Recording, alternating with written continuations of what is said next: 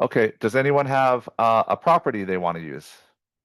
Comp, comp a property. So when you take a listing, one of the first things you do is comp the property. So does anyone have a property they want to, they are trying to comp or listing or something like that? Or maybe it's a listing you are struggling selling. Anyone? 6646 75th Street. Hold on 1 second. 6646 76th Street. Is that what you said? Correct. And now is this a 75th. listing? Is this a listing already or what? Will be end of this month. Okay. So 6646 76th Street. So the first thing you do is when someone calls you and you have a listing, you look at in tax records to make sure the owners line up. So I search, and this is 6646 76th Street, Sacramento, I assume. Is that right? 6416. My bad. 6416 76.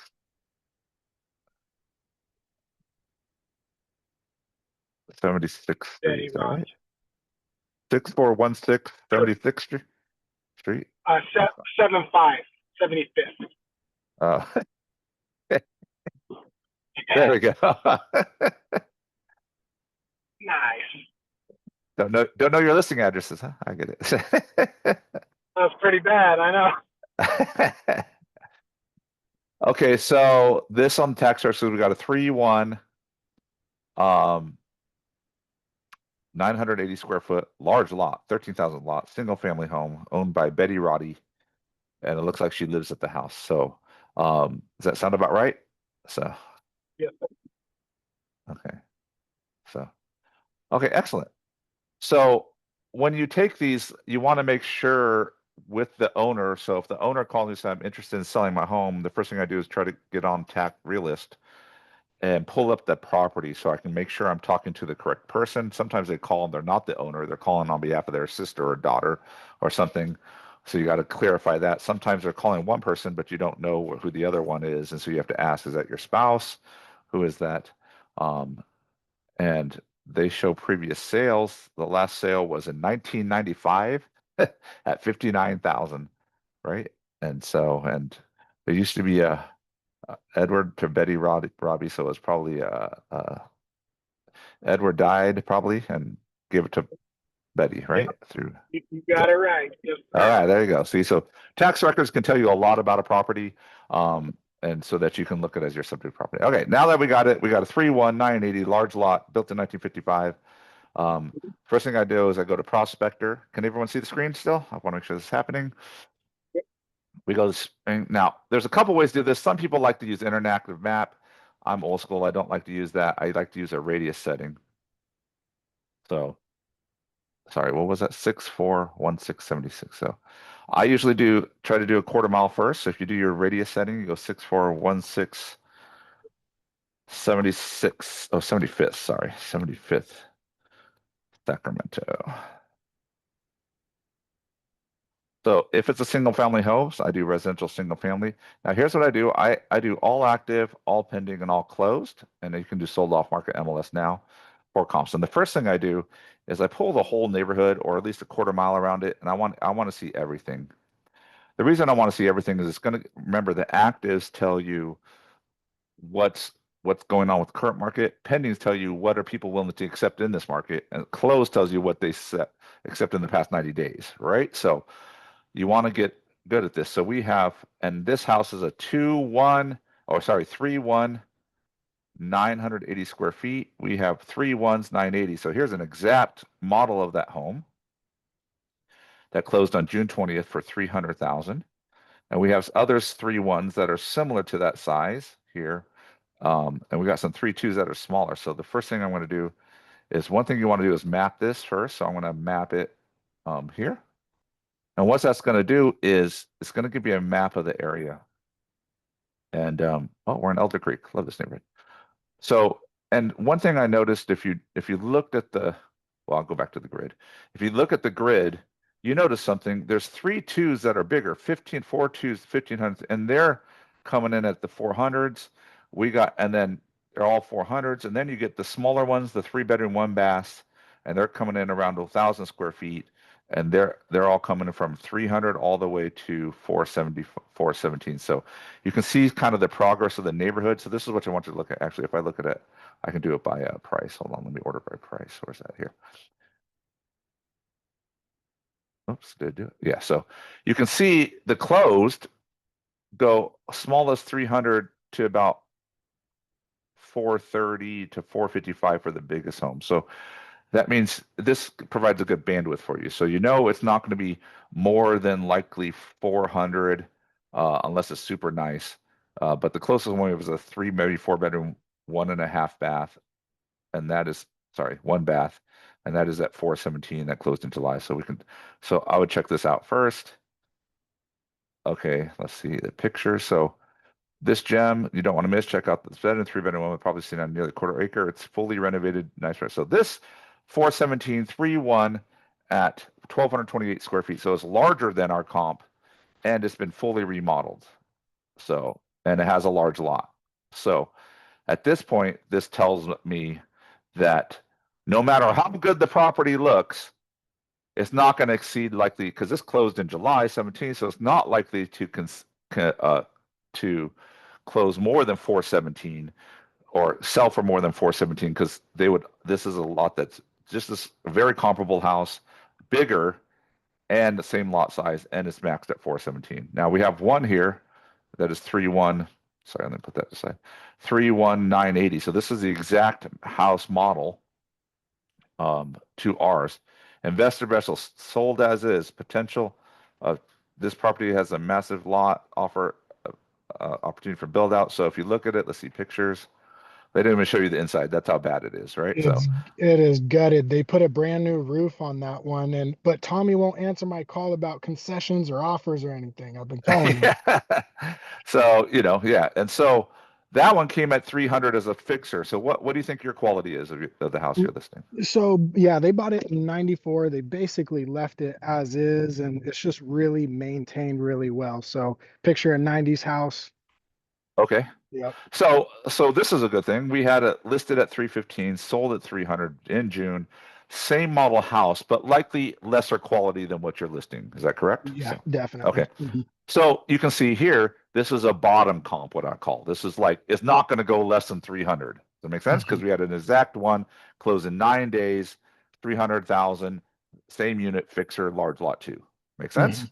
Mhm. So now I got a bandwidth. I'm not going to go above 417. I'm not going to go 300. So it's going to be less than that. Now let's look at these ones because these are really close in square footage. So we got a notice default, probate sale, short sale. So now this is a hard comp. Typically, what we call these as non arm's length comp. So when there's a sale that happens and it happens under unusual circumstances, meaning less than arm's length, that means it's transferred between relatives, or in this case, there's pressure to sell, there's distress. So that means they're forced to sell. Whenever there's forced sales or these kind of things, it skews the market because generally they'll sell lower than if you were on the open market with an open buyer and open seller who don't know each other. So in this case, even though I'll look at it, right, and this house closed at 340.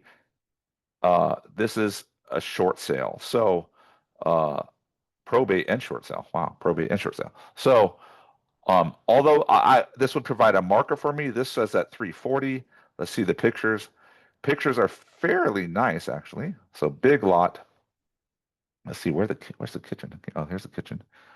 That looks 1990s, probably similar to yours, right? So we had a distress sale a little bigger than our subject property, and it's probably similar in quality, built in, probably looks like the 90s feel to me. So that's 340. And so I would kind of say, well, let's talk about that. Let's look at the 400 because this is 3-1-1130, big lot. And we have this one, which is welcome to, this is stylish mid-century vaulted ceilings. Looks like it's pretty nice. Not even that nice. Well, okay, decent. Pretty good. Okay. Okay, so this one is coming in at 400. It sold in July as well. and it's 1,130 square feet, potentially 4 bedrooms. So it's a good size bigger than 400. So we have these comps, and then let's look at this pending. This is a 3-2, so this is not a great pending because it's really big and modern. So, and it was built in 1991. So I really don't like this comp for the pending. So I'll just go white on that. But let's look at the actives. We've got a 3-2. Let's see, 3-2, 1276. Oh, this is another one. Oh, this is older. Charming home. We prefer for investor. 450 on the market 3 days. Okay. So we have some comps here, and based on what I'm showing you, what do you guys think? What is your thoughts right now? So this is interactive, so please engage. What do you guys think your thoughts are on pricing as we look at this, just in general? Um, I know I've seen it in person and seen some of these other comps in person, but unless anybody else wants to go, my take is low 300s, 330-ish. Okay. So yeah, this I was a was, distr. Go ahead. Anyone else? I was just gonna say, I was thinking more a little bit lower, more like 320, to just attract more attention. Yeah, I would, and this is where I want to point out, sales comparison approach is what we're doing here. It's not an exact science. There's an art to it. So, people are going to look at these comps, even though this is a distressed sale comp, people who will generally use that, and that's a little bit bigger, similar quality, a home, and that went at 340. I agree. It's probably what you said is probably could sell for 330. I would gun right now just because of the way things are selling. I'd try to put 5% less. 5% less would be about $15,000. So I would gun for like a probably 515 price. I mean, sorry, 315 price on this listing just to get it sold and moved, right? And the hard part is you see here, some move quickly, some don't. Like this 47. Oh, where is this one? So this one moved in 14 days, which is very good in this market, right? So this was decent 90. This was our 400 comp. So you can see if you price it appropriately, it's going to move pretty quickly, right? So 9 days on this 3 bedroom. So I would say this would be yeah, like I would ask for a 315. I'd probably be willing to go up to a 320 or 325 if they pushed it, right? To list this home. I think anything near 330 or 340 is gonna get stale real quick on for this size of home. So that's how I would look at it if I was comping the house. So okay. Now to comp the house, you can do it a few different ways. Let's see, where is that? CMA reports. So I can just grab it all, and you can I often do a portrait CMA, and this will give you all the actives, pendings, and closed. Now, what I want to tell you guys is, and I know some of you have been on club, have seen this, is you gotta walk them through. The actives are what you want to sell. So like this house, original list price 430, sold at 417. This is an example, 96 cumulative days on market. This is an example of something that was overpriced, only $13,500, and yet, sorry, it's probably small for you guys, and yet it it had to go down 3% just to get there. So I would point out to my seller on this. I'd say, hey, look, we have this house. They priced it only 13,500, or about 5% off, maybe a little bit less, 3% off of where they should have been to sale, and it took them 100 days to get there. Does that make sense? So, look at these guys, 410. They sell it at 340-100. Does that make sense? So they took 52 days to get there, and they were, I don't know, 70,000 off on price. When no one touched it. So I want you guys to understand how the comps tell a story, and you need to justify to your seller why they should get the price where they need to be. Does that make sense? And so like even 315, 300. So we had a fixer, that fixer house, same model house, And they started at 315 and had to end at 300 just to get that sold. Mhm. Makes sense. So, Yeah. so when you look at these things, you're going to see the market is, and let's see ones that sold as is. So we had, and you can even see this one, 450, dropped it to 425, sold it for 430. Look at this one, 449, 449, 455, 7 days. So you can see where if you price it right, it moves very quickly in this neighborhood. Does that make sense? So from that perspective, I would say, look, Mr. and Mrs. Seller, this is good. Just in your real radius around your home, we have 2, 3, 8, what's this, 9 total properties in the last 90 days. And guess what? Like, that's good because 6, 7 of them have went into contract. So there's a good amount of buyers. And Mr. and Mrs. Seller, they are willing to pay if you just price it right. And the buyers are willing to punish you if you don't price it right. Yeah. And so, and I would show them, and this one's a great comp because it was only 13,000 off and it took them 96 days to get there. Does that make sense? So that's how sensitive the market is. And I would be pointing this out if I'm presenting the comps to them to tell them, hey, this is the reason we have to go aggressive on the pricing to move it quickly. Unless you want to keep your home, and they may say, oh, well, I have time. I'm like, well, then what do we say about timing? We talk about price and condition affects the value of your home. So does time on market, right? The more home is on market, the more it seems it has a perception of less value. So you may say I'm impatient, but every day it sits on the market, it lessens the value of your home by the perception of the buyers, right? So you're losing value by leaving it listed. So you got to make sure you tell them that.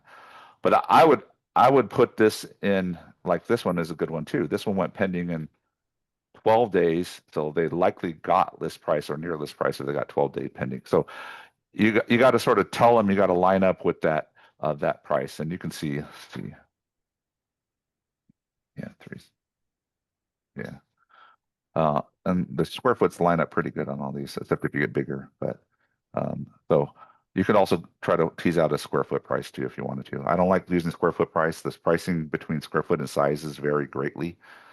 The bigger you get, the lower price square foot. The smallest in the house has the highest price square foot in the neighborhood. So if you're going to try to use square foot to do it, just make sure you have to make the band really small. That means only do homes that are about the same square footage. Otherwise, you're going to find it, you're going to get off pretty quickly, right? And justify prices you can. So any questions on the comps so far? No? Okay. So now I don't know what Leslie does, but when I go do a listing well, I should say when I did. Well, I do commercial ones, but not the residential ones. But when I did do these, I would just take this. That's all I took, this one page. Now, if you want to get super fancy, you can go your CMA and you can go to Cloud CMA and get your super fancy one. Your C person always wants the super fancy one. Everybody else, I take the quick and dirty one page. Quick and Let's see if dirty I have one some old page, huh? Let's see if I have some old ones here. Let's see. I don't know. Okay. Yeah, so this would be like your CMA for your pretty one, which you could do. I usually print it out and bring it with me just in case I get an I personality that really wants to harsh me on the condition of the home. So if I have to bust out pictures of comps to justify what I'm saying, I will do that. But I usually just keep it in my folio unless it calls for it. But I can tell you, most sellers have already looked up the comps up and down, sideways and forwards. They know what you're talking about when you talk about comps. What they don't know is how you're interpreting the comps. They don't know that well. So your interpretation of the comps is going to be the most important part of this presentation. Also, I think I took it on my CMA, but they Hey, also put, John, yeah. I don't know if right now is appropriate, but can you show us how to customize the Cloud CMA? Oh yeah. Or where we do it? Where you do it? So when you make a new one, okay. When you make a new one, it's going to, well, okay. I've It's seen gonna, that page. yeah, it's gonna, and you customize it here. Well, I mean, let me see if I can, let me go back to one that I can just recustomize, edit. Okay. So I go to customize part. And it's loading. Here's a customize. Here's all the stuff you can put in there. This is standard. Okay. And you can go in under your profile and actually, if you edit it, remove stuff, add stuff, it will remember that and it'll put your future CMAs like that. But if you wanted something new, you have to go back and put it back in. But you always get this customized menu. These are the standard ones. But you have to fill it in, like testimonials. You have to have testimonials in there. You have to all this stuff. So some of this will require editing. If you put it all in there, it's like 100 pages. It's a lot. So it's extreme. There is a premium section for realtor.com toolkits and Power Pack pages and Tom Ferry pages. If you want those, you can pay. I have never paid for them. I do want to do CMAs versus appraisals.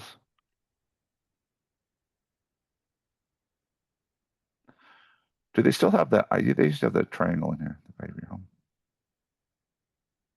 Oh. I'm trying to show the. They call it something different because I struggle to find that every time too. Yeah, me too. I know it's in here. I think it's The- called something off the wall, but I'm searching for it every time. I'm like, why don't I just write this stuff down already? But I would love it if they could save it, like you said, for our past, what we've used in the past. There is a way to, I'd have to look back at it, but there is a way you can make a template that's just yours. That means every time you do it, it shows up the way you want. And I have done that. So actually what you're seeing here is not, you can see I have very little. Everything that has a plus symbol on here is I could add it into my CMA. Does that make sense? So I've taken out most of it. I keep it very, very tight. Does it make sense? Where is that?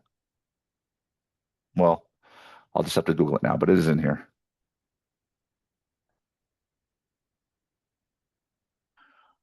And I'm not going to spend too much time on this, but I did do this with the group. If you are in club, you remember this.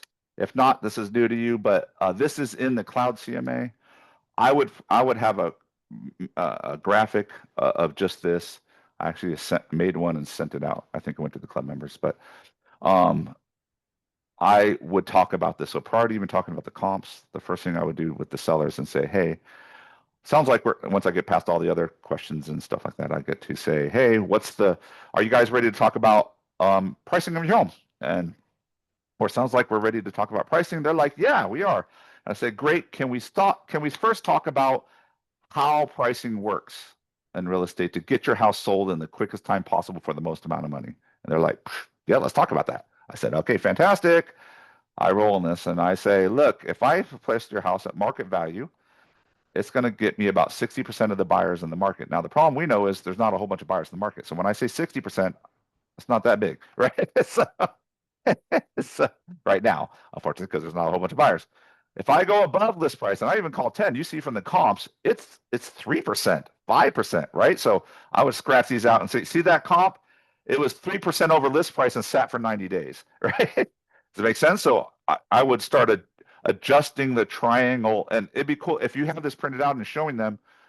Literally, if I was doing this, I would say, hey, look at that comp. That comp was 3% over list price and it sat for 90 days. So this isn't this is 3%, and this is like 5%. So it's over list price. That's how, because the market is such buyer friendly now, we don't have a lot of buyers, a lot of competition. This number is getting squeezed, right? And so we have to be super sensitive to any price over the market list price because it will devastate your showings on that property. I go, same times we can go under 10, 15% undervalue, right? And I would argue this is getting squeezed too. You can do a value. I had a 380 house valued. I comped it. Seller wanted 400. We tried 400. Crickets. Actually 400. We got a 380 offer. He rejected it.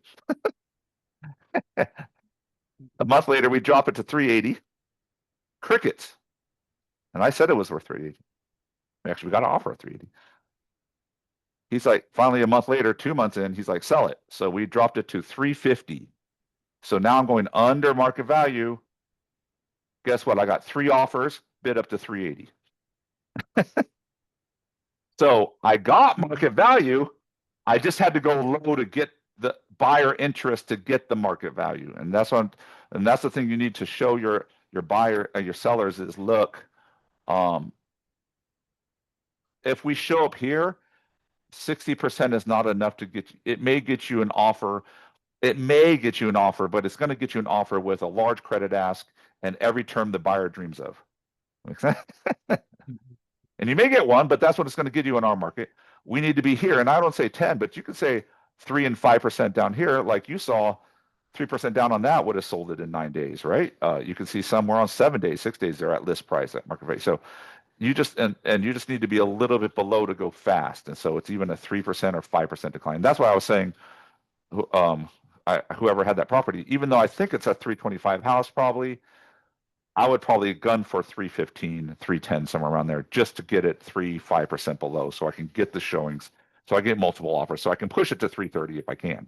Make sense? And so, and I use this pyramid as a way to deliver that message. So I say, hey, so at the end of this, I say, so here's the comps, and I use the pyramid and show comps too, because they need to understand that. Well, actually, if I go to the comps, I'll do this. But I'll literally scratch it out. No, that should be 3%. This should be 5%. This should be 3%. This should be 5%. I'll scratch it out just so that they can see your professionalism. What does that mean? Is, remember, if you have a graph and you're showing someone at the graph and you start writing and talking on it or doing stuff on the graph with them, it shows you as an expert, and their subconscious, you're viewed as a real estate expert if you can do that. So it's just a trick to get you there. So just note that, John, Matt. Yeah. on your sale, that one that sold at 380, was that a multiple counter that you sent out to get it up to 380, or? Correct. I got 3 offers. We got one actually in 3 days in a row. Yes, I did a best and highest with all 3, and I got a 360, 365, and a 380. So counter back. So Nice. So you can see I got action. I immediately got it back to list price, and this was then 5 days of listing, dropping the price to 350. Literally 5 days, got 3 offers. Right, so you can see the action happens, and the buyers are looking for that deal. Now they're looking for the deal, but if they find the house and they like it, they will bid up for it, right? If they like the house, but you got to get them there, and they got to feel like it's a deal at the start, right? So in this market, so that's very important to do this triangle. Talk the comps, tell the story, just like that story of the comps, right? I would go back to the comps and I'd be like, this is the story of the 3% pain, right? This is the story of the 60,000 over market prime 52 days. Now, luckily, they dropped it dramatically to get it sold, right? They went from 410 to 340, 100. But you know what? Hey, at least they understood after 50 days. But I bet if they listed it at 340 at the beginning, they probably would have got a higher price. Does that make sense? And it proves it here, because if you list a little under, they list 449, they got 455. They listed they started at 450, dropped at 425, which is below comps, and they got 430. Does that make sense? So there is appetite to move up if you're at the right price, right? So, and I go, this only underscores the importance, Mr. and Mrs. Seller, of you helping me, because you have to help me get the most people in the home, because the more people I get in the home, the more likely I have multiple offers. When I have multiple offers, that's when I can drive up the price. I can change the terms. I can leverage our negotiations for you to get you the best terms of price. If we price it at a place where I'm getting crickets or a few showings and I get one offer, we have no leverage. That means they're going to come in and try to break the bank, which is you, in their negotiations, right? And you don't want to be in that position, because we've been on market 90 days and you're in stress mode because you kept this house clean for 90 days and it's driving you crazy, and all these open houses and stuff. And I don't want you to experience that. And I don't think, and trust me, it's very emotional and very painful for everybody, right? So, and they generally understand that. Okay, yeah, I don't want that. Okay, great. Then it's very important we talk about price and get the price right, right? And I would tell them, based on these comps, what do you think? And they'll say something higher. I said, I think you could probably get 325. But I recommend, because of that triangle, I recommend we list around 315 with the goal of getting multiple offers to get you at 325. Does that make sense? So, Because the good news is that fixer home of the same model listed at 315, they settled at 300, but we're better condition. So if we come in at the price that they listed at, you're going to get action because they sold it in 9 days. So the 315 price gets action, right? Yep. So the good news on this listing, you were saying, I was like, man, if I can get that 315 list price, I know I'll get action. I'll know I'll get offers, right? Because that already showed me this model will get action even in a fixer mode at that level, right? So clear as mud. Hey, John, in This that is- example, how Mhm. long did you wait before you dropped the price from 380 down to 350? I gave it 3 weeks. It is weird. That 380 offer I told you we got when we were 400, we got that 380 offer, came at day 19. We had showings. We had an open house and some smattering of showings, but it came in day 19, just random. The buyer came into the market. And actually, you know what? That buyer said, we actually countered. I got my seller down to 390. We countered. He said no. That buyer said, I'm buying this other property. He went to the other property.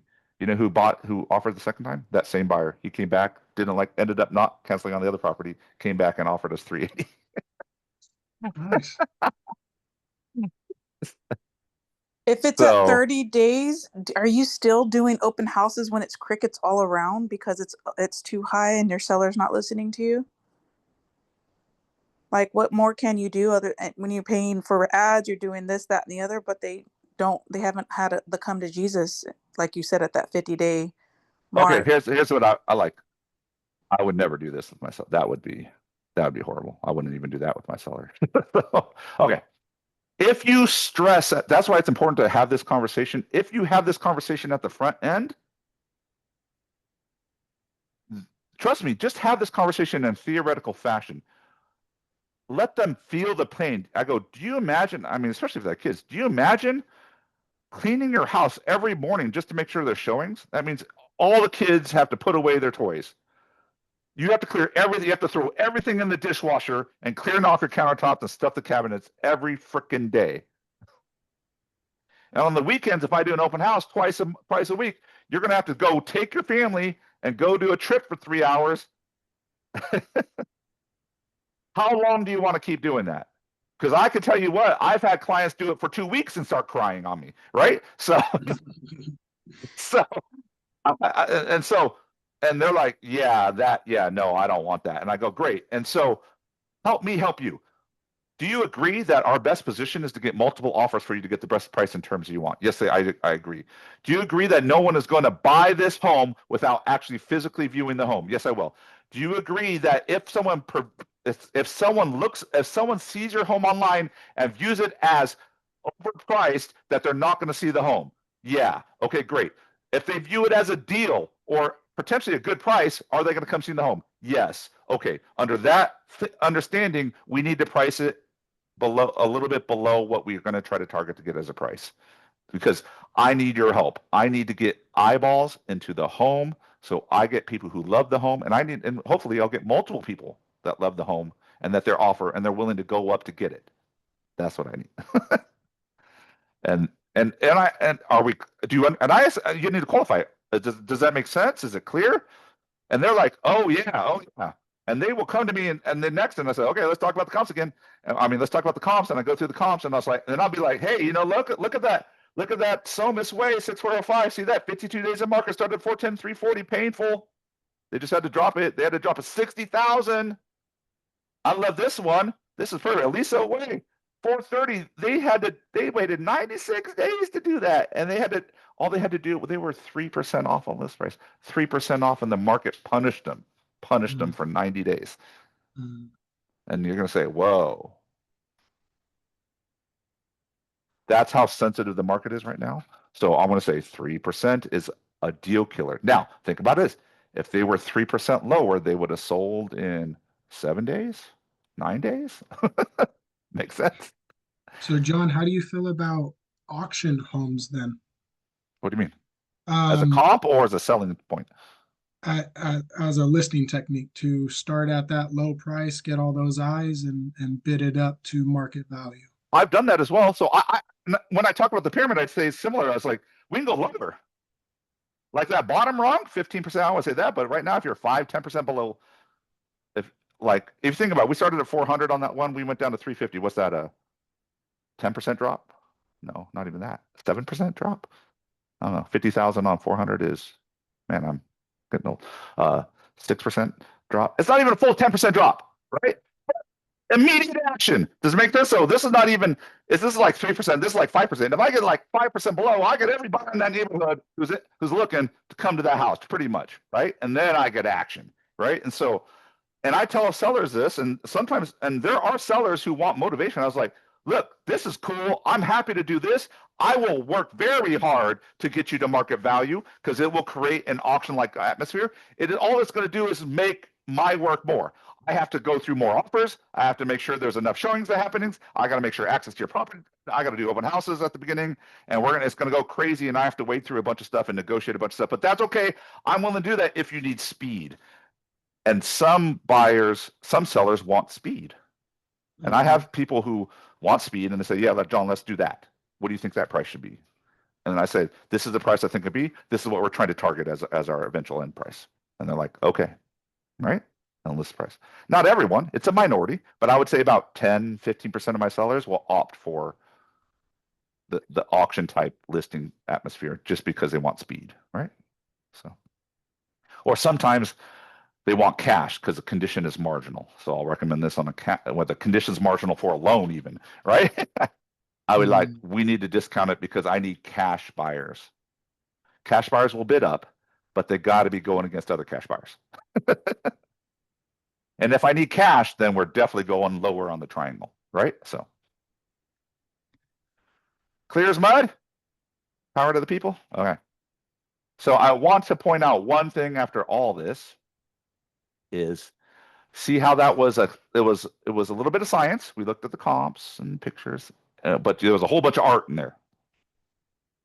Does it make sense? And so where agents go wrong is they try to get the science super correct. Okay, now that's for the appraiser. Now we do a sales comparison appraisal, which is what we're talking about right now. They do a market data analysis appraisal. They do a different type of appraisal where they take a property and change it, modify it. If you've ever seen appraisal, so we're not doing that. So you're not an appraiser. Don't worry. Don't worry about those comps. Worry about sales comparison. Here's another thing. If you're worried about the sales comps in a market that's as dynamic as this one, you're going to hurt yourself. You're going to hurt your seller and yourself because the market is moving very quickly, actually in the wrong direction. Well, I don't know. In a more affordable direction, I should say. It's moving in a more affordable direction. And you can't be behind that curve. If it's going like this, when you come on the market, you have to be at the front of the curve. You can't be out here. You can't be 60 days back. You can't be 30 days back. You can't be 90 days back. It's not going to work in us. And it's not diving down, but it is slowly getting softer. We're seeing that average price to list price went from 2% to 3%, or maybe 3% to 4%. No, 3% to 4%. So it was at 1, 2, 3, 4%. Means what we listed at versus what we get. And so right now, the last month, July, came in at 4%. 3 or 4% below list price. And you can see exactly. Somas tells you that, right? 3% off, sold. So, all right. Now, see how I talked about the comps? And this is not even my home. I don't even know whose home this is. Not even my home.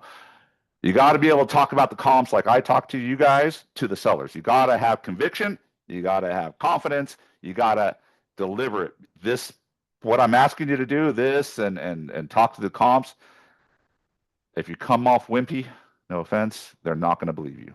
You're not going to sell them on your price. They're going to be like, I hear you, but I really want to try on 450, or 350. They're going to say that, trust me. And if they're saying that, you didn't do a good enough presentation on this.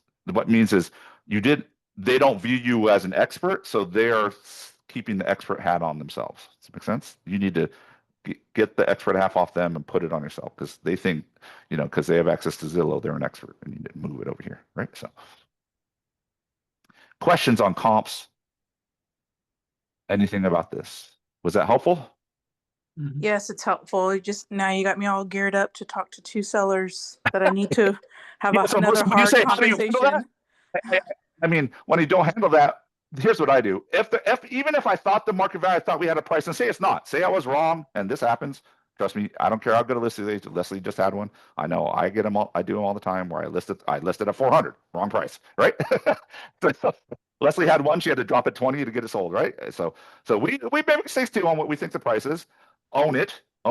But you have to go in and be like, I'm like 2 weeks, maybe 3. I'm coming in, and I don't say, hey. I'm saying, hey, remember this triangle? And I'm like, yeah. Remember, we said if we were at market value or below market value, we get this many people through. And we True have that. not. We True have that. not. We have not. So the good part, this is all theoretical, but we actually have a live experiment right now happening on your house. Your house is an experiment. And you're experimenting the market right now to show us what the real numbers are. And the real numbers is we thought we were here, but we're actually up here. And I can tell you 3% above means you get showings here and there. The open house is mediocre, but no offers. Here, crickets. 1, maybe 2 showings once a week, whatever. You're waiting, you're dying. Okay. Down here you get this will seem normal-ish. 1 offer, maybe an offer here, like we got, and then down here you're going to get multiple offers, lots of showings, right? So you can and I tell them then when I tell them. So now I go, hey, look, 3 weeks later, hey, look, I've done marketing, I've open housed all this stuff. I did all this as we talked about I would do, and we're getting results that say we're here, not here. And I understand we agreed to this price, but I want to say to you, the market is telling us where we are, and maybe we interpreted the market wrong, but we need to go down. We need to be here. Right. And I can tell you, I tell them this so much at the presentation. We talk about this as how to price it to get the multiple offers, get the best value in terms of home. Most of the time, I would say 50% of the time, the sellers come to me and says, I think it's time to drop the price. Like they know, they don't see it. I say, if we're seeing this, you will see this. If they're saying this, you will see this. And when they don't see it, they get worried too, right? They're like, I'm going to be that 90-day guy. I don't want that 90-day guy. They're going to not want it, and they will come back to you, right? So I find what I'm going to say is those discussions become a lot easier 2-3 weeks down the line if you set up the discussion at the front end well. If you don't set up the discussion at the beginning, they keep the expert hat on. You go with their price. What happens is you look like not their advocate, you look like their antagonist. You look like you're fighting them on the price to get it to where you want to. And I don't know about you. I know a lot of people, trust me, I've been there on that side, on the listing side. The last thing you want is to have the seller think that like you're working more for the buyer or yourself than you are for them.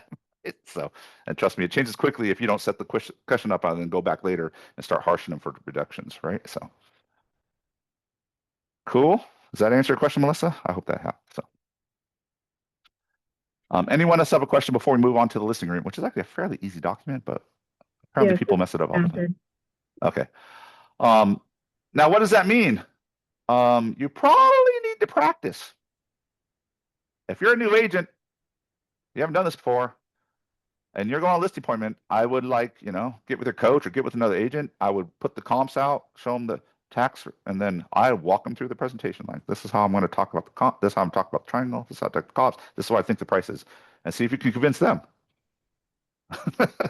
Can I say something really quick, John? Yeah.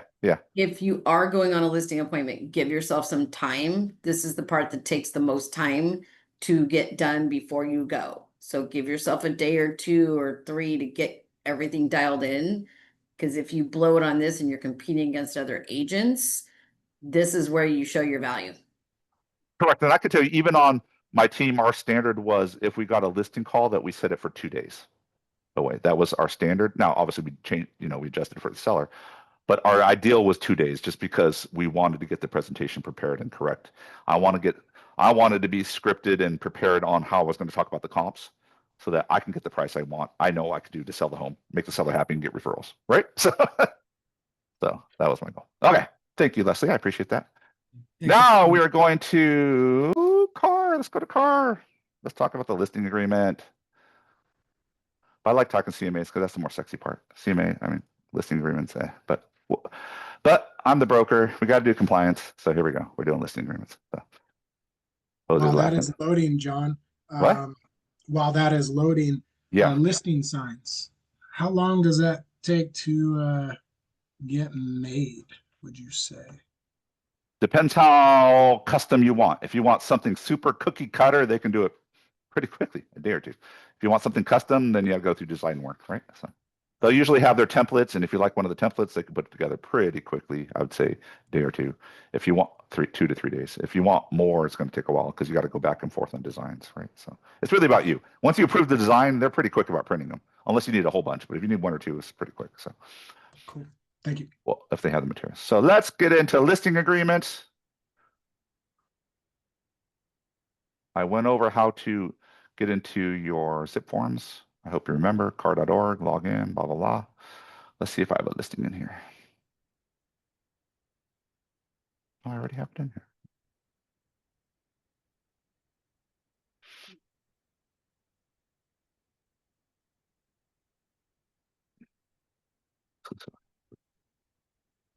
There are multiple listing agreements, so please use only the exclusive one.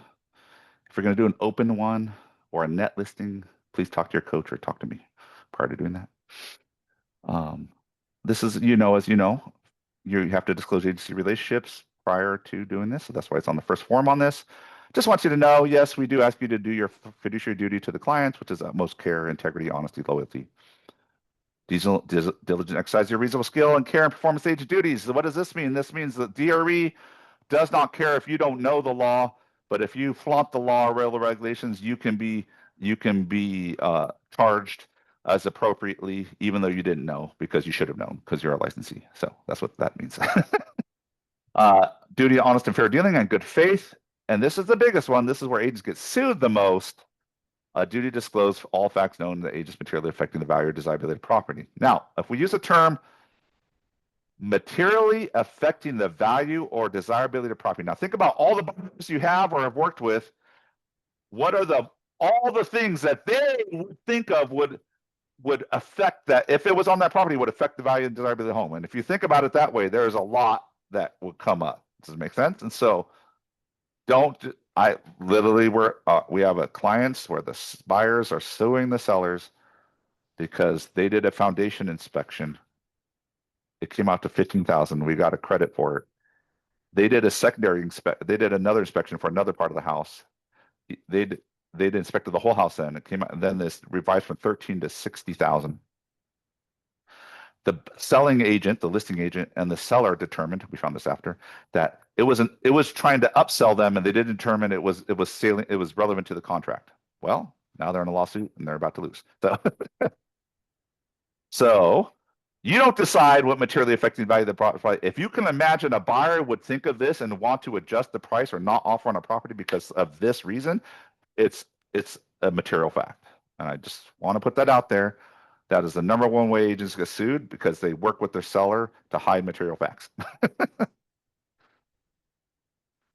All right, moving forward, let's go to the listing agreement.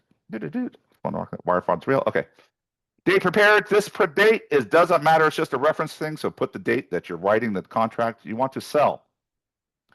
The seller will always be, now check.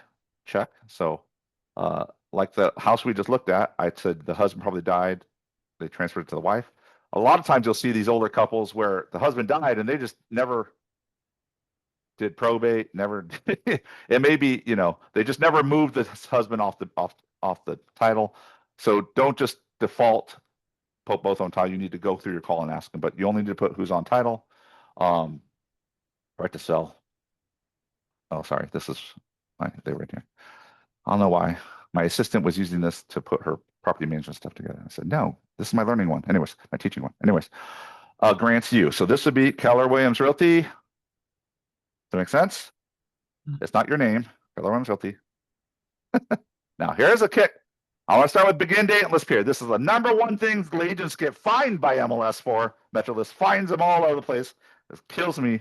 I've had this discussion, I think, literally 500 times. I've talked about this, and I'll talk it to about 501 right now. Okay, so this date, you put in the begin date of the list contract.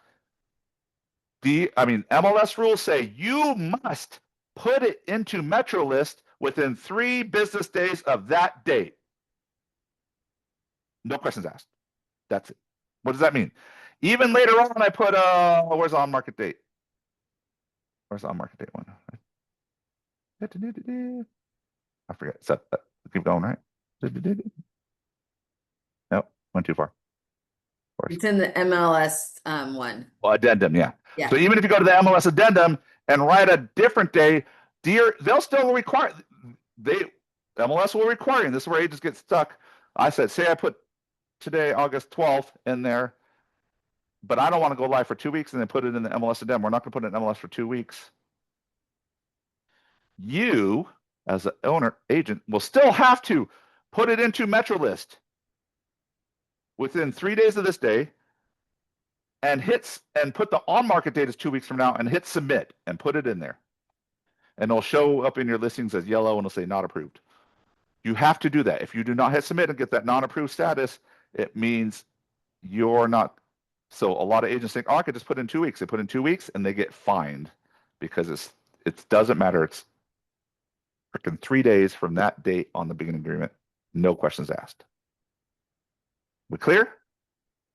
So what I do as a practice, because I don't like to mess with stuff and I don't like to make my life complicated. So if I was saying, hey, we're going on live on and I like to go live on Thursday. We're going to go live on the 28th. I'm going to take photos on the 26th. We're going to get everything ready on the 27th. I'm going to go live on the 28th. What do you say? And they're like, okay, that works. I put the 28th in. What does that mean? Now, that means I don't have to put it in MetroList till the 28th because it's 3 days within that day. John, is there an issue with them signing it with a different date prior to that 28th? No. Okay. So you can agree to contracts for the future. You can't backdate contracts, but you can agree to say, yeah, I'll do that in 2 weeks, right? So the only thing that some agents don't like about this is 2 things. One is I don't like, what do you call it? A listing agent could go to them and say, I'll list it from now to August 27th. But I have never had that done because the house isn't even ready. They said they need 2 weeks to get it ready, right? So why is someone going to list? 2, some people like to off market the listings. Now, if you want to off market, you have to put it here on the 12th. And then you got to go get a signature on your exempt form that MetroList has that says, I'm withholding it from market for these 2 weeks. If you have this date and you're withholding it from market on MLS for 2 weeks, you can market it, but that marketing only, that marketing, you can market it, but you can't put it on MLS. You can market it. That means social media, blah, blah.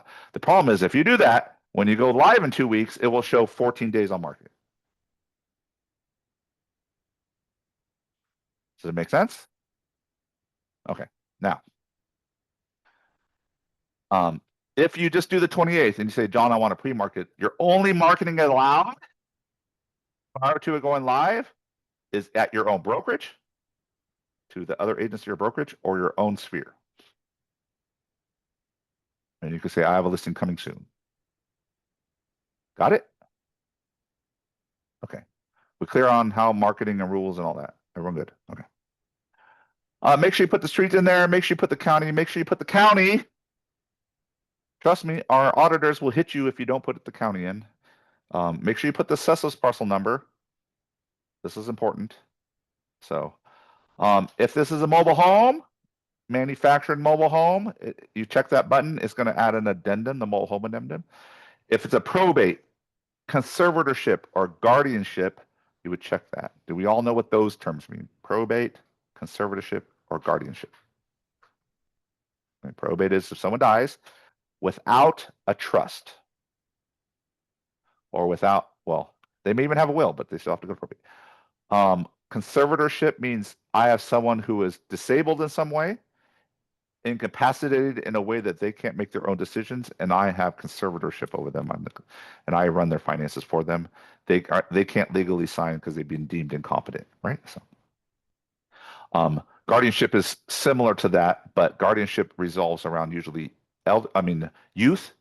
Usually, they inherited property from parents dying, for example, and they are too young to own, so there's a guardianship in place, right? So, Well, they own the property, but there's a guardian. So, okay. List price, put it there, list terms. What are some common list terms people use? I know agents use this all the time in there. They will say, if the property does not sell in 2 weeks, the price will be reduced to XXX, whatever it is, right? And I know a lot of people do this as a way to get the listing at the high price and then get it to your price later on. And you can see what a disservice that does to others. Does it make sense? So to the listing. If you're doing this, I will do this as a compromise, but I am always gunning not to do that to my listings. But you can. That's a common thing there. Also, I often see common terms in here that commission. Sorry.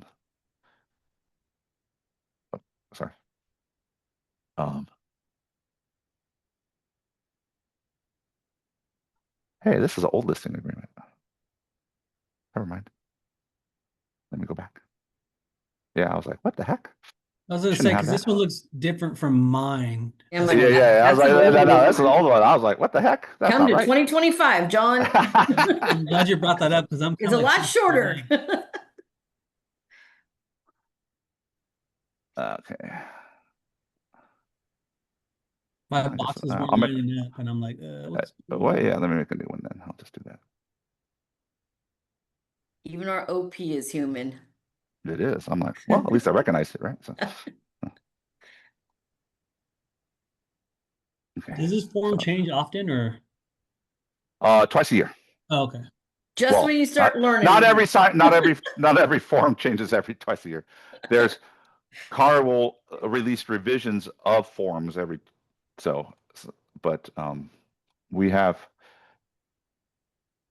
Why aren't you showing up? Okay, that's weird. It does that It often. does that. You have to go out. You have to go back out, come in. out and come Yeah. back in. Yep. It's glitchy. Bodie. Yeah. All that money we pay for. Exactly. How much money we pay them, and this is the A whole quality we lot. get. Booty. All right, sorry. Oh, yes, much better. I like this. Listing for dummies. Okay. Listing period, beginning, end date. We talked about that. Manufacturer probate. We talked about that. List price. We talked about that. Compensation to the selling broker. This is to you. Leslie, what do you put in that number when you present? On well, it depends who's in on the table with me, but I like 3. Okay. I do 3. A lot of times I do 3.5. So. Do you? Mm-hmm. I have never gotten 3.5, but I've never asked for it. You never asked for it. That's why. Right. So. Oh, You never asked. yeah, So, 3.5. I often get 3.5 and say we're going to give 2.5 to buy side, full 6. I used right? to do that when we could do 6 total. I would get 3.5, 2.5. Then I did. Okay. Well, there you go. New practice, but you can do what you want. 3. Or if any, or you can do a flat amount. Additional compensation if the buyer, seller, brokers unrepresented. So this is not dual agency. This is some weird factor. A buyer comes to your open house, said, I'm underrepresented. I don't want you to represent me, but I want to buy the house. They can buy it, but you can ask for additional. So you can say, I want 1% more. If that happens. Rarely. I've seen it happen a couple times, but rarely that happens. So is that when you're just writing the offer and you're not doing any negotiating or anything? You're just doing the contract for them? That's rough. Yes, basically, yeah. You have to, all your activities are in the scope of selling the home, right? And then I would ask, they're going to sign a non-fiduciary too. Like, you're not a fiduciary, right? So this, you tell me what you want, I'll write it up, you sign it. I'll tell you if the seller counters, this is what they're saying, you tell me what you want, right? You know, if they say, well, what do you think? I'm like, sorry, I'm not your fiduciary. Make sense? Now you can tell them, I'll tell you what I think, but guess what? We're paying the commission. So, but that's for unrepresented. Does not apply to agency. Continuation right of broker compensation, identify prospective buyers. Okay. This is a clause sometimes used, and agents wish they use them, but didn't use them. They cry later. But if you put a number in here like 90 days, I've seen 180 days. What it says is if I list and we go to expiration, I didn't sell the home, is expired, or even canceled for that matter.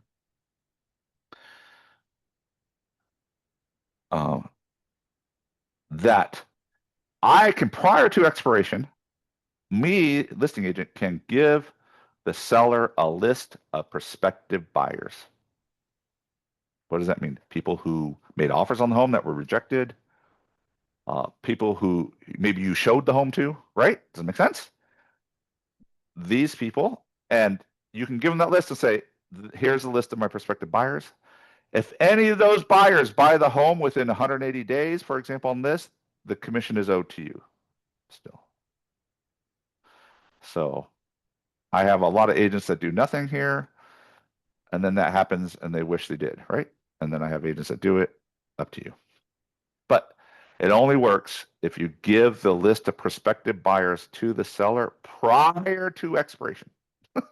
Not cancellation. If they cancel the listing agreement, You can halfway get this, through, you can give this to on cancellation, but you have to give them a list before they cancel. So copy. Have any of you benefited from this? Like as far as putting a number there and actually later down the line somebody bought the house that you showed and you got the commission? Or is that kind of there's rare? been fights, yeah, and we've won, right? Yeah. So for example, there's this buyer and he was kind of shady anyways, but he wanted a home, gave the list. And what happened was there was an offer on the home. It was a cash buyer. He was below asking price. Seller said, no, I want to net this much. The seller went to see, we said no, rejected. They went to the home and talked to the seller themselves, said, hey, look, if you don't have to pay the commissions, you'll net, I'll give you this offer and you'll net what you need to net without the commissions. So seller calls the agent and says, I want to cancel. Agent gives them a list. They cancel, blah, blah, blah. Seller, you owe me a commission. The buyer bought it cash or came back and bought it cash. You thought he found a loophole, huh? He thought he found a loophole, yeah. So that's designed to get around that loophole because it has happened, right? So not saying it's common, but it has happened. And this is where it is: seller obligation to pay previous brokers. So you need to ask them, hey, I saw you listed this home 6 months ago. I saw you canceled your listing expired and we're listing it now again. Did they give you a list of buyers, prospective buyers? Can I see the old listing agreement? Because if they have that in there, you need to write that in there.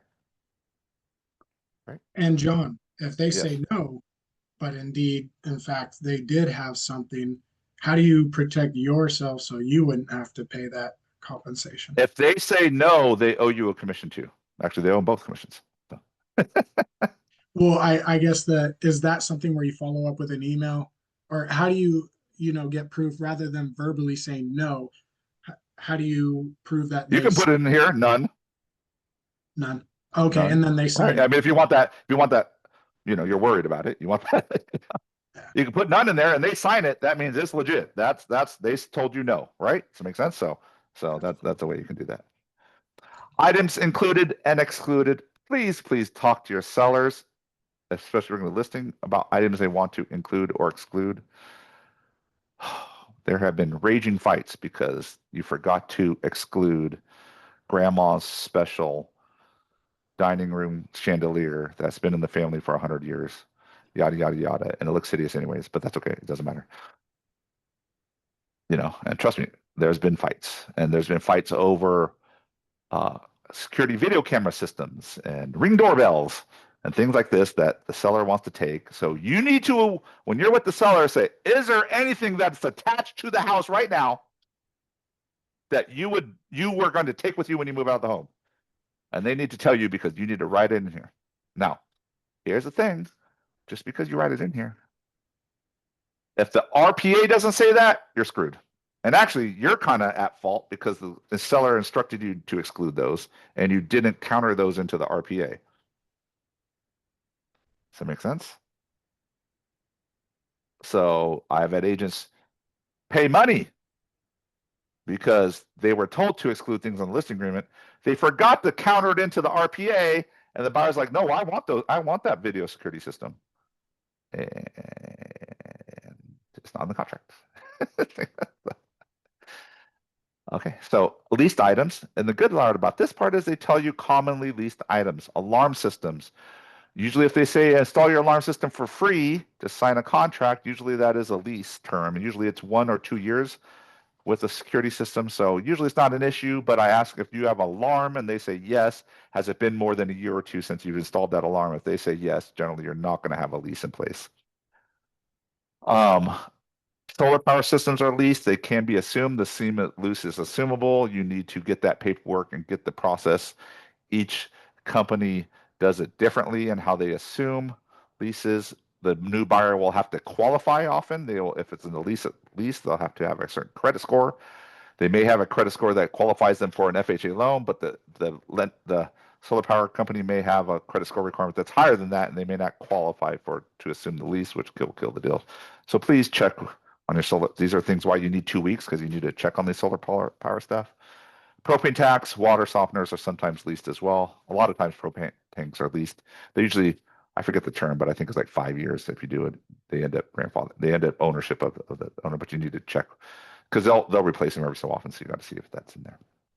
Leaned items, solar power system, windows, doors, heating, ventilation, air conditioning. This is, you'll see this prominently in SMUD. I don't know if they're still doing that. SMUD does an energy efficiency loan where you can come in and you can pay at, for your, as long as you get a, super efficient one, these things, and they'll put a lien and they'll put a lien on your house and put SMUD bills. They'll actually put it on your SMUD bill, I think. So you just need to ask them that, because it often doesn't end up as a lien item. It ends up on their SMUD bill, and sometimes they forget about it. But then when the house sells, we have to pay it. So, does that make sense? So, Hey, John, yes. for leaned items, for example, my home, I got a construction loan for ductwork, windows, and and some attic ventilation that was all tied together. Is that technically a lien? That would be, yes. Okay. Because it's leaned on your house, and so you would have to do these. Sometimes you see these energy ones, PACE loans. Mhm. Oh my gosh, I've done a house like this. It's sad. Anyways, there's these types of loans. They're kind of in disfavor right now, but that they targeted like cops and first responders and stuff. Anyways, they did a bunch of energy upgrades, but they put the bill on the property tax bill, the payments, and so it's really hidden.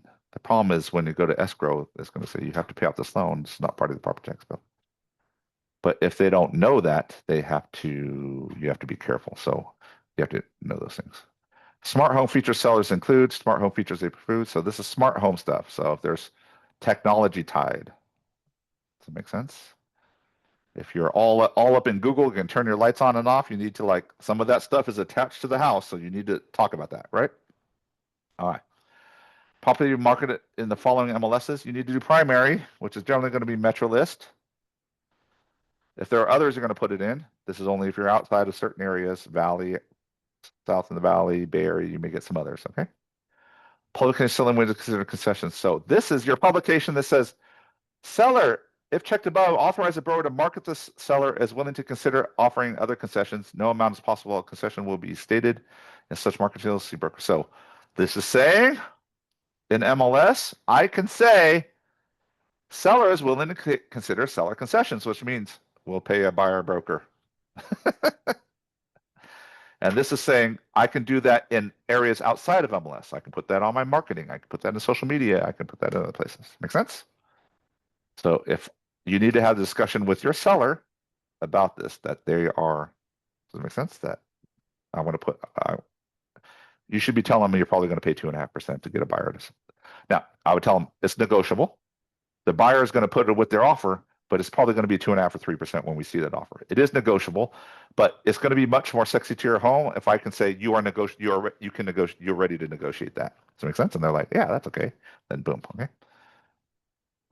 Seller instructs the buyer not to use photos in marketing except for those required by MLS rules. This is if you have someone who is super scared. Sometimes they have restraining order issues, things like that. You'll see that where it's really hard, but you're really putting like one photo of the front and that's about it, right? So, if you get that, talk to the coach, talk to the broker. It's more difficult to sell those homes. You have to be certain there's certain restrictions the seller's going to want, right? So, or sometimes I've had a seller do this and they're just super scared in life in general. So, um, timing presentation of offers. Seller instructs to receive as soon as practical. I don't recommend you check any of these. Here's the thing. If you tell people, let's say it goes live on Thursday, and you tell people, we're going to look at offers on Monday, if you say that to people, put that in MLS agent remarks, confidential remarks, you have to have this checked and have that date in there. If you don't have that checked with a date in there, or the seller hasn't given you written instructions that that is okay, you are in violation of DRE rules. So I say, we just have a practice on my team. We look at offers when they come in. But if it's a super hot market, I can understand where this would come in. If it is, then you need to put a date and time in. Okay. Buyer supplement offer letters. This says seller instructs not to present buyer letters, or seller instructs broker to present buyer letters. Buyer letters are saying, hey, we're a family of 4. We love your home. We love it. It'd be perfect for our backyard, and my kids will love the backyard and the pool, as a way to try to entice the seller. Fair Housing, HUD, has said these buyer letters may assist in discrimination, because they may say, hey, we're with photos on them, we're a black couple, we're a family. Those are all protected classes: familial status, race, ethnicity, right? And now that you disclose these things from the buyer to the seller then has the opportunity to discriminate, because they can see these protected classes buyer. So they said, we don't like buyer letters. Now, they didn't say don't, they just said be careful, because they can result in the seller, or listing agent for that matter, doing discrimination on protected classes of people. Okay. So this defaults to not. If the seller insists, you can check the box and that says you're allowed to do it. But then I would have a conversation about protected classes and discrimination. So, okay. Investigation reports. Seller is usually required to pay for the natural hazard disclosure report, so that is fine. Just so you know, if there's a homeowner association, I always ask them I check the homeowner association documents. California law changed in the last 8 years. Now all the standard HOA disclosures are required to be paid by the seller. Okay. HOA disclosures are also part of the TDS, so they have that 5-day right of rescission. So if I get the seller disclosures out, and remember, as soon as I send the TDS, there's a 5-day right of rescission, no matter what. Even if they waive contingencies, they get a 5-day right of rescission. The problem is that those HOA docs are part of that TDS, part of the document. So if I give those docs 15 days later, because I had to wait and order them and get them from the HOA, I just did another 5-day right of rescission for them to back out. They could have released all contingencies, and now I give them another 5 days to back out because of that. So, and sellers are required to pay it anyways. So I always say, hey, look, part of the thing we have to do, this is required disclosure. The seller is required to pay for these. These are part of our mandatory seller disclosures by the state of California. So we're going to have to order these from the HOA. It's going to cost you some hundreds of dollars, but it's just part of the job and you're required to do it. And so it'll help you. And I tell them the right of rescission part, and they're like, okay, I don't want that. Yeah, let's do this, right? So questions on that? I generally don't do inspections. Sometimes if the property warrants it, I will do inspections. Sometimes pest, if there's a lot of pest issues. I would only do inspections generally 2 reasons. One, if the seller is willing to repair the house. Does it make sense? Bring up the issues. Then I would do this. I would do a structure and home if they wouldn't do it. Sometimes they are, sometimes they weren't. If you're in the Bay Area, though, just know it is practice. It is practice to have all the disclosures up front. They will generally have a pest and property inspection, and they will generally have an addendum or something to that inspection that will show what they fixed and what they didn't fix. All right, just FYI. So all these other are there. And this says, hey, if we ask you to do that, you're going to pay within 5 days. So I check those boxes generally. I pre-open escrow. I get the HOA docs. I have escrow, order the HOA or contact HOA, get them to the seller to pay, order the HOA docs, and then get the natural disclosure report ordered right away. Questions? Someone asked Jordan, you had a question? I had a question. So as far as that, I mean, Leslie had brought that up to me, that Bay Area does it kind of different, right? They do everything up front. We don't do that here in Sacramento. What's the reason for, I mean, I almost feel like there's more benefits to having it all done up front, but I know Leslie was explaining like, no, it's not a good idea because once certain things are done, they're in writing, or can you kind of explain that real quick? Like why, or, Why is it that way? That's a, I would say tradition, okay. honestly. The way the closing costs are split different by county is just tradition. It's just the way over time that ended up that way.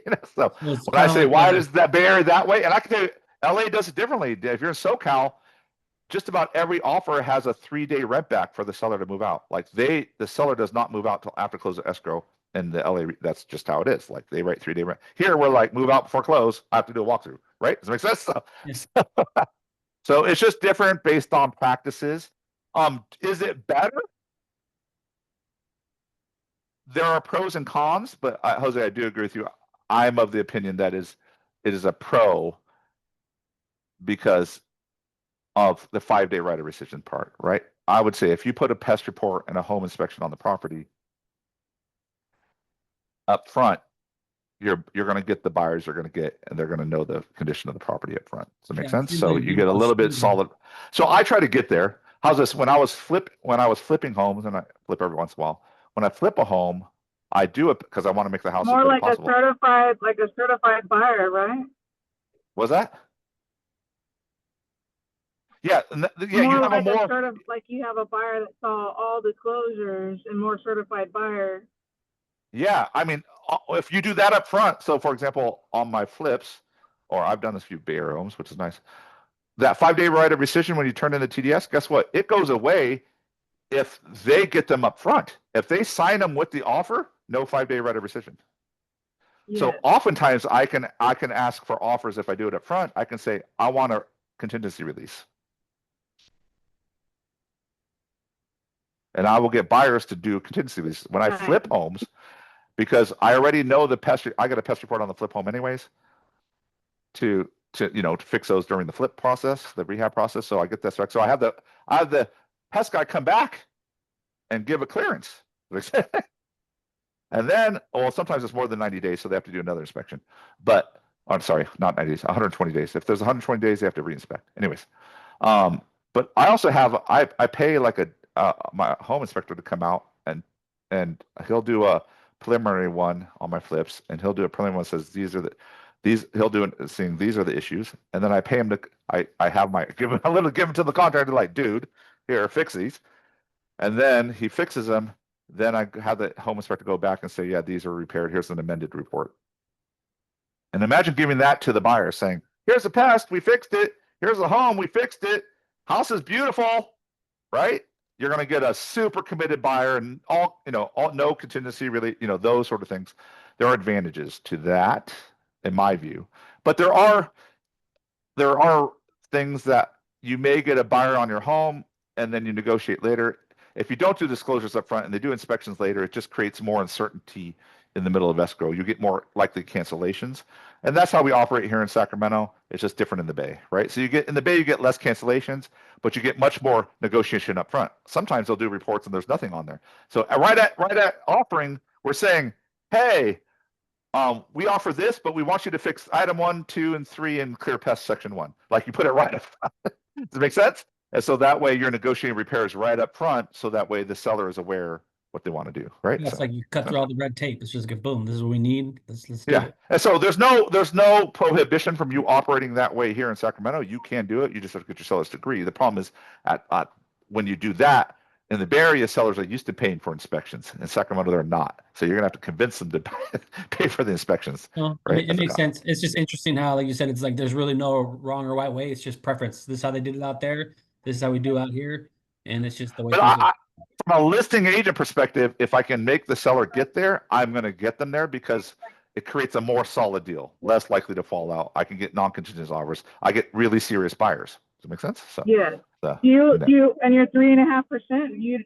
Do you pay for them? I used to pay the inspection. I could, yeah. If I got 3.5, if I got 3.5 and I got them to agree to this, then I would pay the inspections because the 0.5% is going to cover the inspection anyways. And I put you can put a little clause in here. I put a little clause in the additional terms that say, like, if I pay for these reports and this expires or you cancel it, you owe me for the inspections, right? So I put it in there. So And you have to put an amount. Don't say just owe me for inspections, but this amount of inspections. So make sure you know your inspection costs for your people, right? But you should, if you're listening, you should know how much it costs, right? Does that make sense? So, okay. Exceptions to owner title. You should not be filling anything in here. If there is, you need to talk to your broker, talk to me, because that's weird. Seller intends, okay, this is important. If the seller needs to sell their home and use the proceeds of the home to buy another home, you must check this box. It adds form SPRP. Now, 2 levels on this, okay?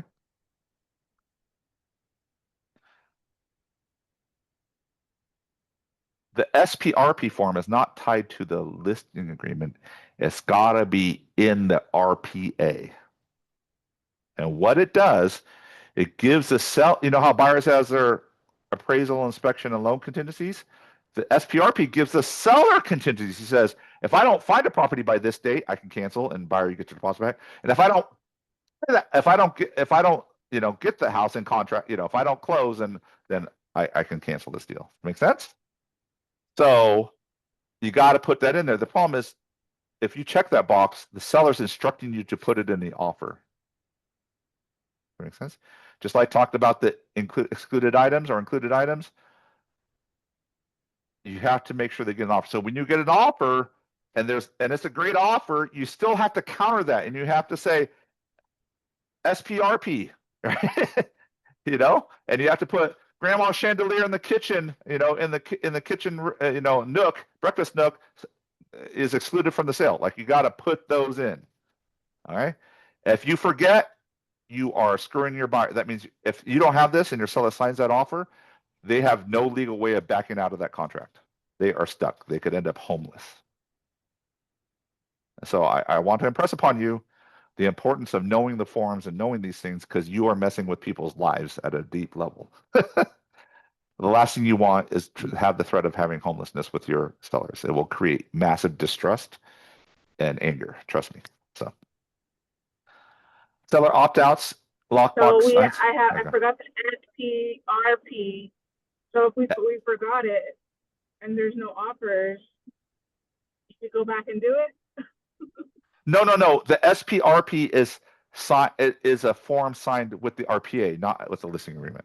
Okay, good.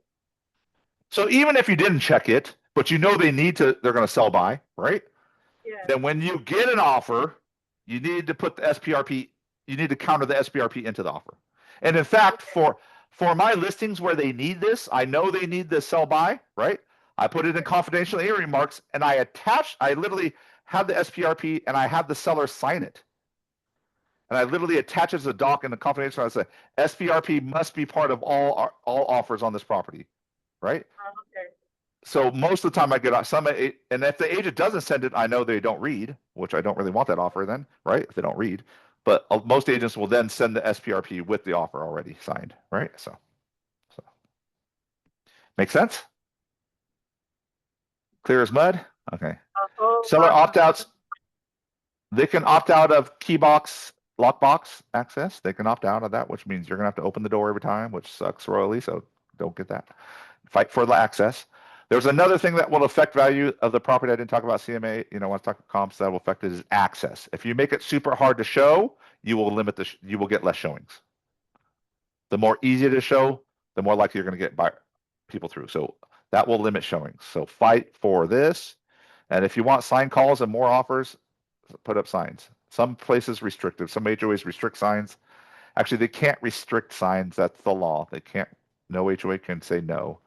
But they can ask you to make it a certain size, or they can ask for your option. So I used to live in one community where you could put your name on it, but you had to make the sign like the HOA wanted. And literally you had to the HOA would tell you, go to this sign company, and you had to make one.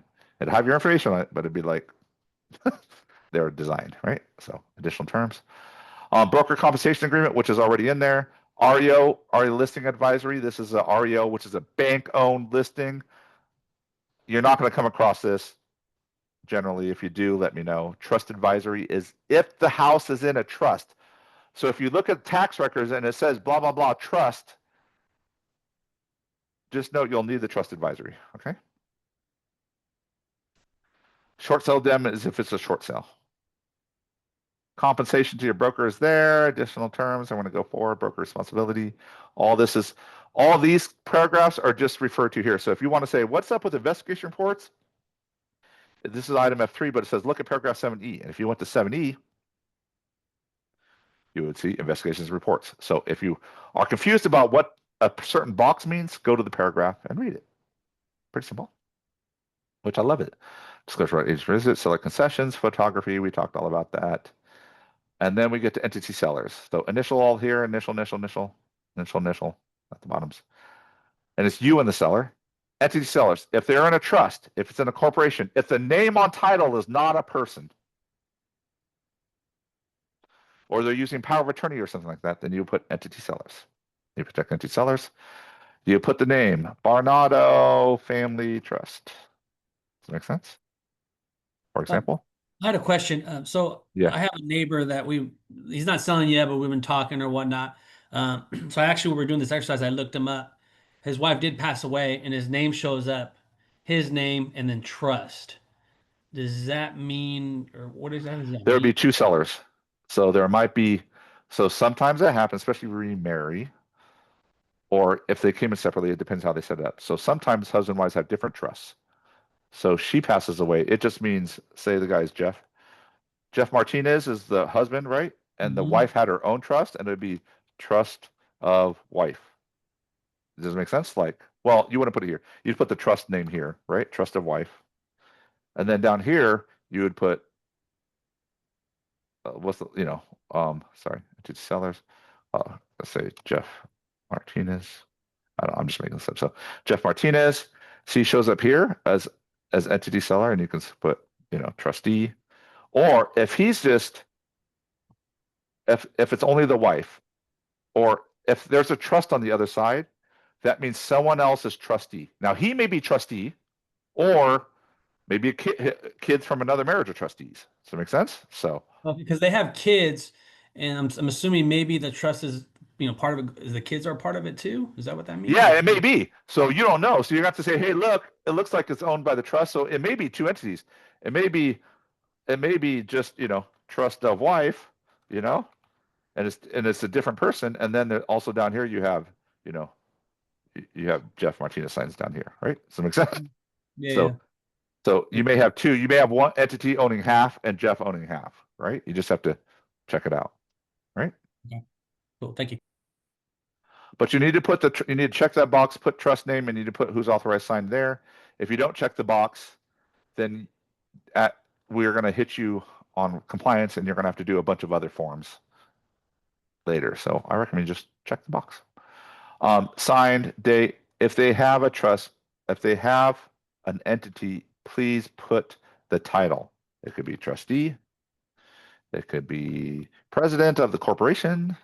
Makes sense. CEO. If it's LLC, it could be managing member or just member. Does that make sense?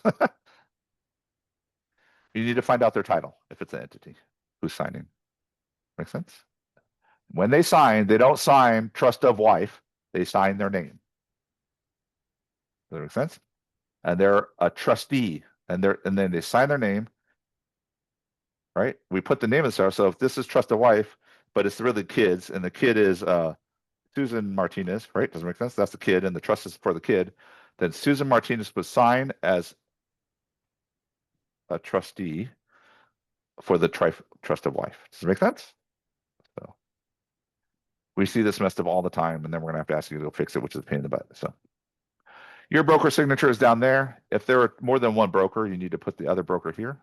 If you put the other broker here, you won't have to do an AAA form, additional agent acknowledgement form. So if you do another broker here, if there's co-listing, then do that. If there's two brokers if you're going to co-list with another broker at a different brokerage, you have to get approval from me. We don't approve those often, but sometimes we do. So, any questions on the listing agreement? Okay, I just want to go over this Metro Listing Assisting Addendum. We're going to be done here. This addendum will always show up. It's going to be where you do your days on market. So you want to say it's the listing agreement dated. Now this is the date of your listing agreement. When you say what is it dated, it's this date that says date prepared. Oops, went too far. This date right here. So when it says dated, what does that mean? It means that. Okay. So dated 8/12 on the Metro list, properly known as, 123 Main Street.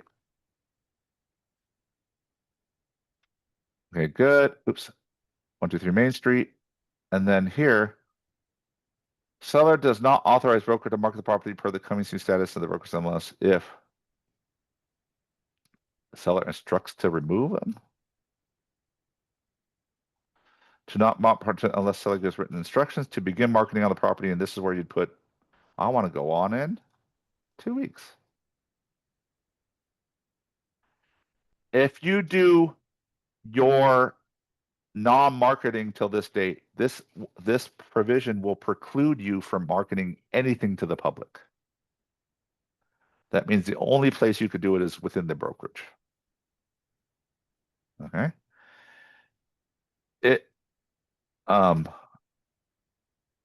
Okay. Does that make sense? If you're going to have them totally exclude it, you can have them exclude it from dissemination of required form. You'll have to have a form by MetroList that says exclusion and have them sign it. But then you can start marketing it. This will allow you to publicly market it without it being on MLS. Does that make sense? If they check there, but then you have to say, we're going to do for 2 weeks, we're not going to be on market, but I want it there. You put the listing agreement. This is where you put the listing agreement.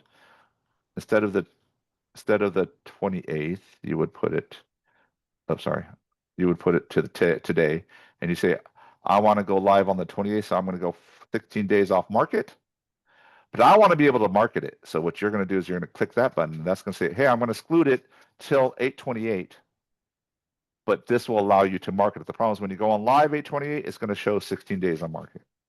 Make sense?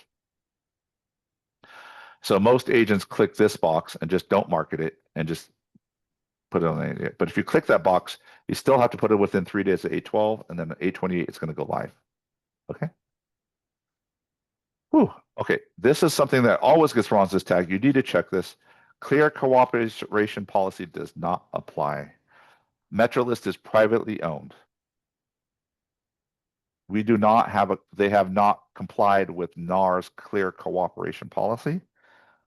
So you need to check that box because you have to disclose that we're not required to do this. Make sense? So MLS data, that should be seller instructions.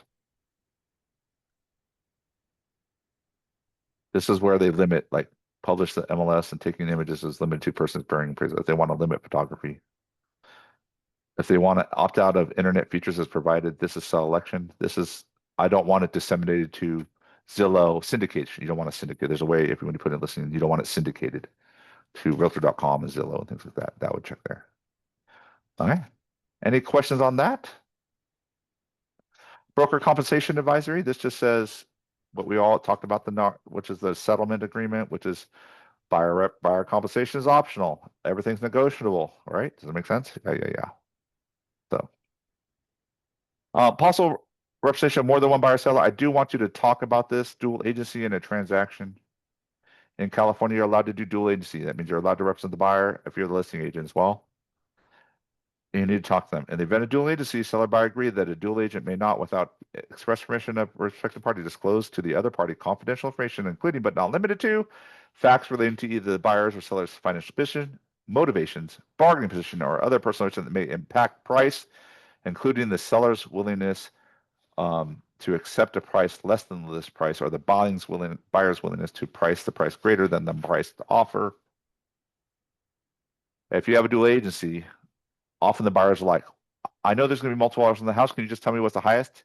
Or I'm going to give you an offer, but since it's dual agency, can you get mine accepted? You can't do that. Does that make sense? So I tell agents, buyers who want to do this, I says, I'm happy to represent you on this dual agency. I have to recommend though that you offer at list price or above, because that's what the seller is asking for. If you want to come in less, that is up to you. I'm happy to show you the comps that we used, the seller and I discussed on justifying this price. And I'm happy to meet you at the office and we can discuss the comps and you can decide what you would like to offer. Does that make sense? They're like, John, but I want to know. I go, one thing I can tell you, offers aren't confidential, so I'm happy to tell you where other offers are. I can tell you where you need to be successful and win that house, but you have to be willing to go there. And if you're not willing to go there, you're not going to get an accepted offer. Does that make sense? Even if I'm representing you. And so I just put it out there. But you can't disclose to the seller if they say, "Sell it, John. I just need to get this out of my head. I'm willing, just do what you need to do." You can't go, "Hey, buyer, you should offer on this home because the seller is really desperate and I can kind of get you lower." You say that, you violated fiduciary duty to the seller. Same thing on the buy side. You go to the seller, they're like, we want to come in 25 under, but if we have to go this price, we will. If the buyers tell you that, you go to the seller's like, "Well, this is low. We want to counter." You're like, "Counter to list price. They'll pay it." You say that, you violated buyer fiduciary duty. Make sense? On a dual agency. It's very easy to violate fiduciary duty, but I want you, so please be know. So how do I handle that? Sellers will be like, "John, what should we counter?" And I can't say anything what the buyer said. So I'm going to say, "Hey, seller, I brought the comps again, even updated since we listed the property so that you can see the comps that recently happened in your neighborhood, and we can discuss if you think this is a good offer or we should counter." Does that make sense? So you can say that. Also, a dual agent is obligated to disclose known facts materially affecting the value and desire of the property to both parties. Now, well, you're required to do it anyways, but that doesn't go away. So you have to disclose that. Okay. That's it for housing. If you want to know what the protected classes are, they are here. That means you cannot discriminate against those classes. I think that's it. Seller's advisory is pretty straightforward. Consumer privacy, obviously, pretty straightforward. One thing about seller advisory I want you to know, and I tell the sellers, we are a seller disclosure state. The seller, and the listing agent for that matter, is required to disclose any known material defects or property affecting the value or desirability of the property to the buyer.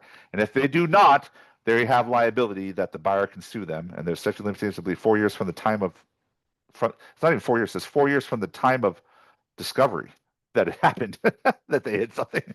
So, that they are disclosed. So there are disclosures that are required, and I recommend, Mr. and Mrs. Seller, that you disclose everything you know that materially affects the value desired of the property. In fact, Mr. and Mrs. Seller, can we talk about if there are any defects with the property that you're aware of right now?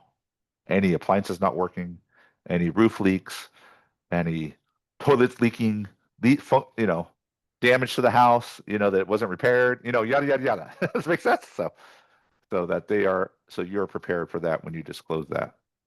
So, okay. That is the whole presentation. I appreciate you sitting here for a couple hours for the listing agreement and the CMA process. I hope you found this valuable for yourself.